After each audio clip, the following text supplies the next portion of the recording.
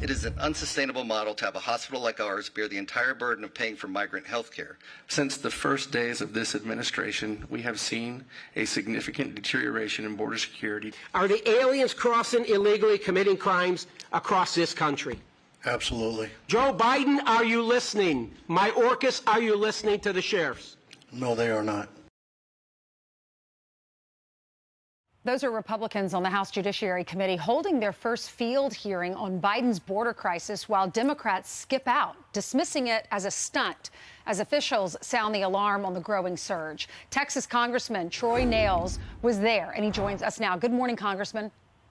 Good morning, Ainsley. Thank you for having me. Well, thank you so much for coming on with us. You know, when you look at these numbers, they're just staggering, and the hospitals there are hurting. The residents are hurting. Crime's going up in that area. Look at these numbers, the number of apprehensions, the gotaways. This is in our southern border. These are encounters in January, so it's pretty scary. What did you get out of this meeting yesterday, and what's your reaction to Democrats not showing up? Well, it didn't surprise me when Jerry Nadler said the Democrats were going to boycott this, because I think this is a losing argument for them.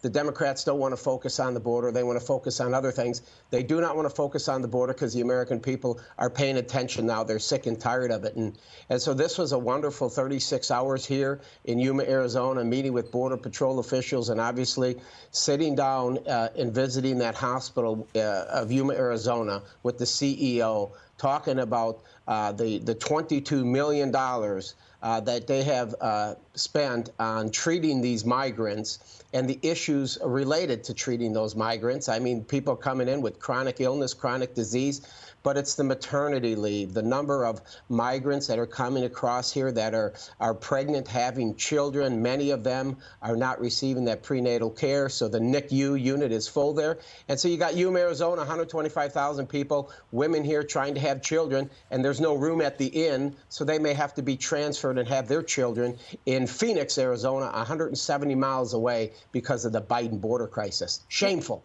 Yeah, that was fascinating to me. The hearing featured 3 witnesses, and we heard some sound bites from them, including you, a county supervisor, the sheriff, and the CEO of the local hospital, Yuma Regional Medical Center. He says the closest hospital is 3 hours away. So when you have a town of 100,000 people who need services in that hospital, but you have 300,000 people coming across the border that are taking up space in that hospital, his message was very sweet. He said, we have a heart for these individuals, but many of them are very, very sick, and we need money. Is there any solution to help these hospitals or the sheriff's department in that area?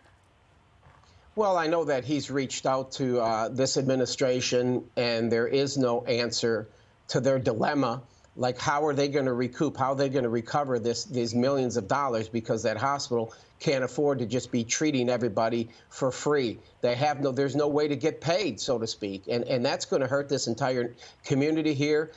He got our attention. There's no question about it. The 14 or so of us on the Judiciary Committee, we paid attention. The crowd, it was full. If you look at, there were a couple hundred people inside that room paying attention to what we're saying to them and what we would like to do for them as it related to securing our southern border. I tell you, the people are concerned down here, rightfully so. It is the federal government's responsibility, Ainsley, to secure our southern border. It's in the Constitution. Article 4, Section 4, the Invasion Clause, Article 1, Section 10. I mean, the states have a right to self-defense, and I think these governors in these states along the southern border need to start acting appropriately and start defending their southern border, as many of them have. Well, it was great to see y'all take the whole committee, the committee of Republicans, Democrats didn't go, to them, to the people, instead of staying in Washington and talking about something so far away. So thank you for doing that and trying to help the folks of Yuma. Thanks, Congressman. Thank you. God bless. God bless you. I'm Steve Ducey. I'm Brian Kilmeade. And I'm Ainsley Earhart. And click here to subscribe to the Fox News YouTube page to catch our hottest interviews and most compelling analysis.